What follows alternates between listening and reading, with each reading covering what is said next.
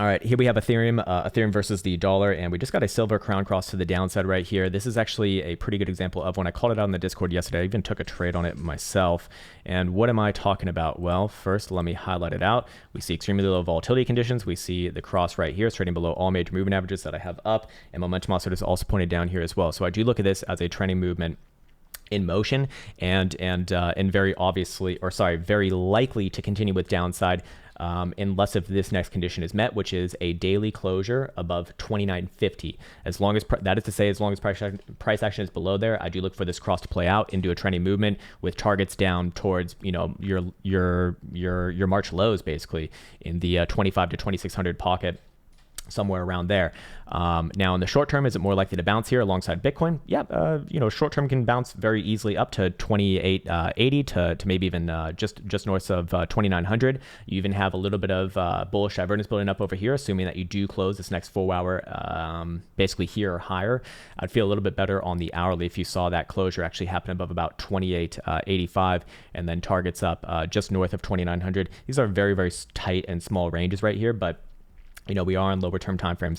Ultimately, though, higher term timeframes alongside Bitcoin, I would be biased towards more downside continuation. The 5 days about to get a crown cross to the downside and on very low volatility, and with 5 days stochastic momentum also crossing down for the first time in this region, or around this region, I should say, since November. November was when the all-time highs were put in on this asset, and we're even playing out a bit of a trendline regression test and rejection here as well, going back to August highs, November highs, and the highs that we just saw recently in middle of April or so.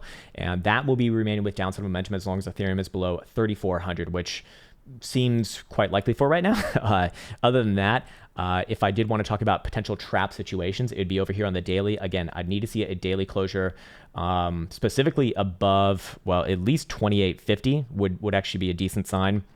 And then personally speaking, above the same area that I called out earlier, which is 2950, but above 2850, I would say that this one's gonna have a bit of a chance to put in a bit of a bear trap. And then if you see above 2950, that would be full confirmation for myself.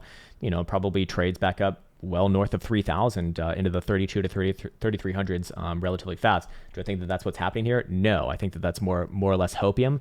But as we do see, daily extremely low volatility. All momentum offset is pointing down. I do think that this one's a lot more likely to trade to the south side. Weekly, nothing super interesting right there, actually, that hasn't already been said. But weekly, as far as stochastic momentum goes, it should be known that any sort of a closure below 29.15 at the end of this week will force us down, which we've actually seen upside momentum the whole way through, which in hindsight was a corrective signal, obviously.